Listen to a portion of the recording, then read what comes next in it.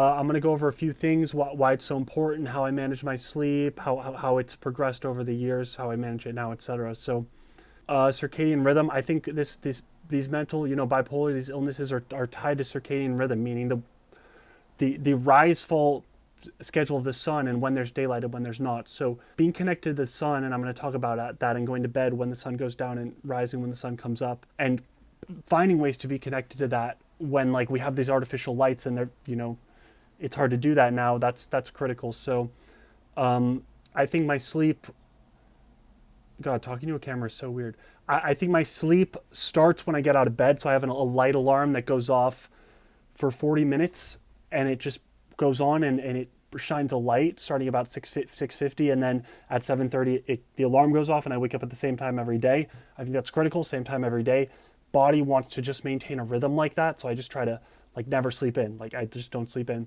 I get immediate sunlight first thing in the morning. I mean, Huberman talked about this. Like it's a broken record, but it's important. So first thing I do is get outside and get some sun, get 10, 20 minutes of bright, real sunlight in my eyes. And if it's cloudy, I try to get a little bit more. Hard cardio first thing in the morning is helpful. I think that's another mechanism that spikes the cortisol response earlier in the day. So like getting my heart rate up, getting on the elliptical or going for a run or doing sprints or whatever, like 30 minutes after I wake up is helpful. So wake up, same time, sunlight for 20 minutes, do some hard cardio. And then I have some caffeine 90 minutes after waking. That's to let the adenosine in my system clear so that I don't get drowsy in the afternoon. So I just 90 minutes and then I have caffeine. I have one shot of caffeine per day. I don't have caffeine in the afternoon or at lunch anymore. I just have one shot of caffeine at about 9 a.m. Usually coffee, cold brew, Americano double, whatever it is at the office. And then as much sun as possible during the first half of the day. So I can't do this all the time because I'm in the office working, doing other things. But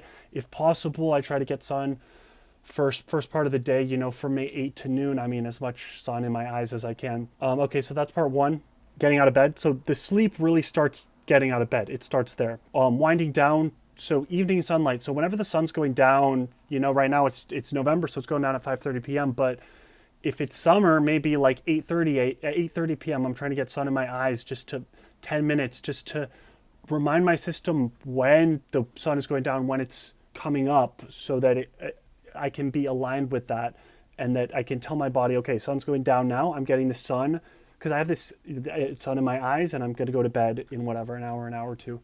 I think my body can recognize like, okay, if I'm getting sunlight in the evening, it knows, okay, it's the sun's going down. It can recognize this, like body, eyes. It's all very intelligent. So I get that light. Okay, no food after 8 p.m. So I think this works for me, where I eat my last meal at 7:30 or 8 p.m. and then I don't eat afterwards, just to prepare for bed. I wear these blue light blockers. I forget which brand they are, but I put them on before bed at around 8 or 9 p.m. And that's helpful because the blue light is really, it triggers that awakeness response, and that's not what I want at 8 or 9. So these will just block all the blue light, and then it's just red light. So it's like a campfire, and that helps me prepare and wind down. Darkness before bed, so the hour before bed, so this is like 9:30 p.m. I'm trying to get darkness. I love to read at night, but I'm doing books on tape now just because I want to get my sleep mask on, get darkness, like get a bunch of dark in my eyes. And we have a dearth of darkness in society. It's very unfortunate. I can go on a rant about that later. And chill, the last thing I'll say winding down is chill media content.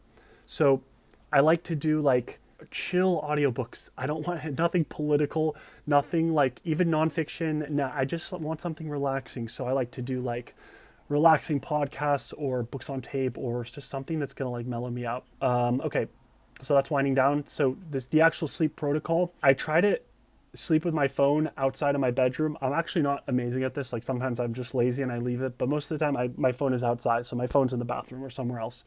And they've done studies where they've shown that people who sleep with their phones outside of their bedroom generally sleep better. Cold room is critical, like 60 to 65 degrees for me. Darkness, dark room, and especially this sleep mask. So dark room and sleep mask. Like the light will trickle in, bro. If you're like got weird lights everywhere and you don't have a sleep mask, like that should wake you up and prevent you from reaching the deep and REM sleep that you need. So darkness, sleep mask, and then mouth tape. So I like to wear this mouth tape. I put this like a little strip of this on my mouth just to help me breathe through my nose, which is generally better. I will breathe through my mouth when I sleep if I don't do this. So I probably look like a goon with like my mask and my freaking mouth tape on. Like my girlfriend makes fun of me. But whatever, dude, it's gonna help me sleep. So okay, so mouth tape. Okay, so that's it, man. And then I go to bed and try to get as solid sleep as I can. Oh, falling asleep, I have to focus on something external. So we have a fan in here that I put before, while I'm sleeping, just to move the air around. I like to focus on the sound of the fan as I'm falling asleep. I find that one of the most significant enemies to falling asleep is just that mental noise and incessant thought, especially if something's going on at work or something's going on and I'm thinking about something a lot. That's bad. So I almost do like a mini meditation as I'm trying to fall asleep with just listening to the fan and trying to get out of my head. So externalizing my attention, that's very helpful for me and helps me fall asleep. And that's it, bro. Okay, so this sleep protocol, along with keto diet, hard cardio, exercise, meditation, these good tools have allowed me to stay out of the psych ward for 4 years. And I